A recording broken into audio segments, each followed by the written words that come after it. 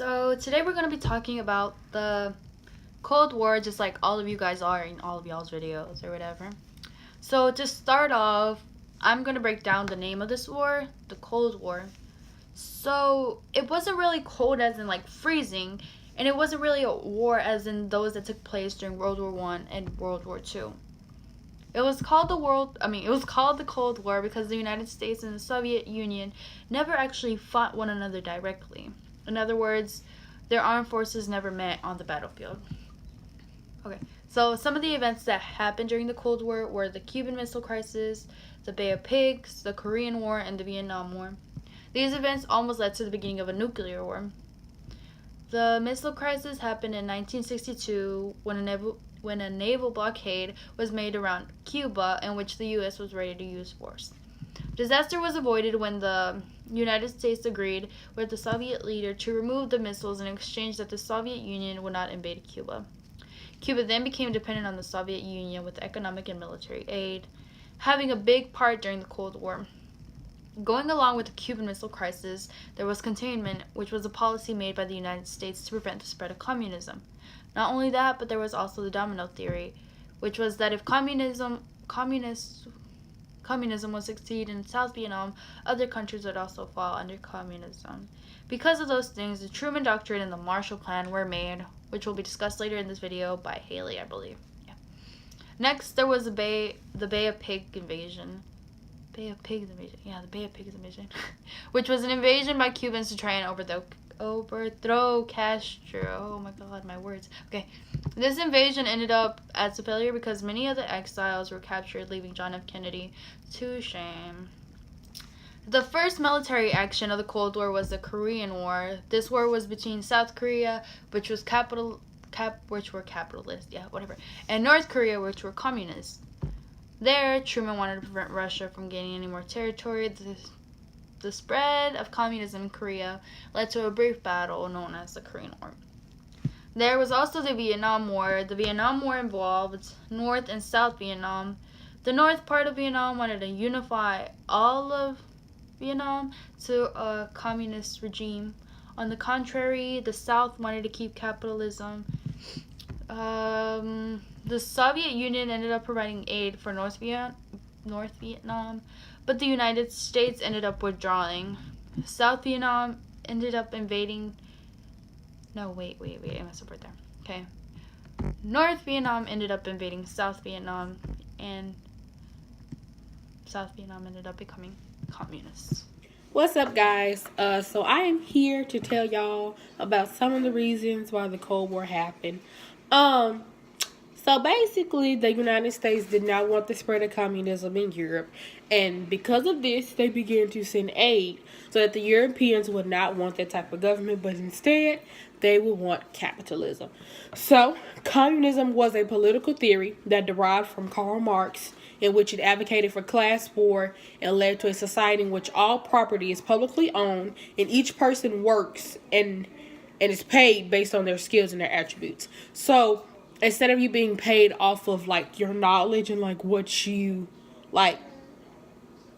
know, you're being paid based off of what you bring to the table.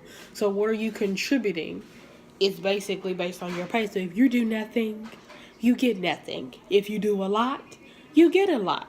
So either you will be broke or you will be rich. Pick one. So, while capitalism is an economic and political system in which countries trade and industry are controlled by private owners for profit rather than by the state. So capitalism, basically, it's your typical large factories, large manufacturers. It's no privately owned, anything like that. You're getting paid, you're getting a salary just like everybody else. You ain't special, boo. So, you don't, if that's what you want, that's what you want. Can't do nothing about that. Another reason why the Cold War happened is because of alliances. Alliances were major during this time. The U.S. formed allies with Europeans and created the North Atlantic Treaty Organization, also known as the NATO. So basically, the NATO's purpose was to unify and strengthen the Western Allies' military response to a possible invasion of Western Europe by the Soviet Union and its Warsaw Pact. So the Soviet Union formed allies with Europeans as well, but they created the Warsaw Pact. So the Warsaw Pact was the communist counteraction to the NATO. It became a sign of communist dominance and a definite opponent to American capitalism. So yeah, that's what it was.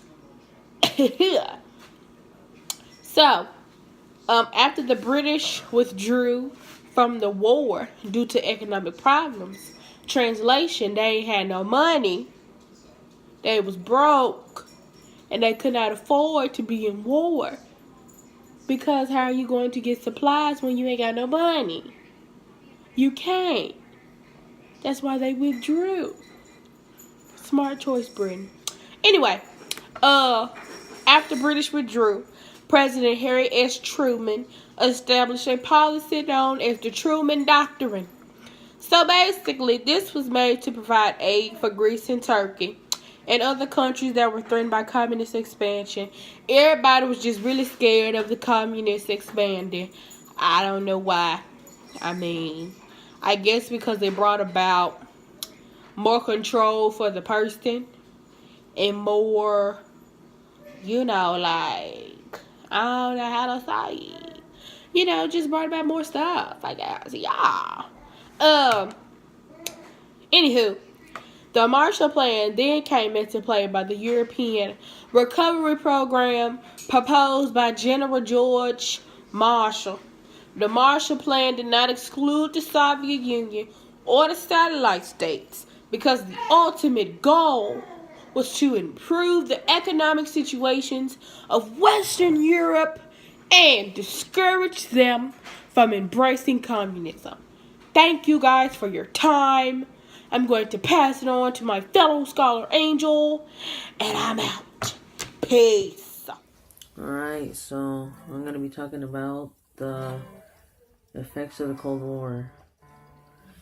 And basically what happened was that Soviet Union and Russia wanted to convert all the other countries into communism, but America didn't. So they came up with plans such as the Marshall Plan and Truman Plan. The Marshall Plan was to turn all the countries into communism by giving them aid, but also the Truman Plan gave them aid because if they joined, then they would be given money to help rebuild from the war.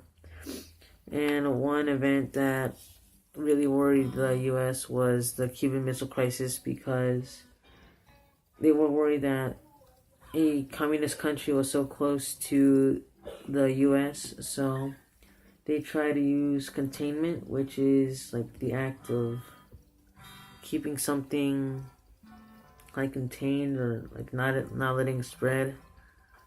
And yeah, that's like pretty much all the effects.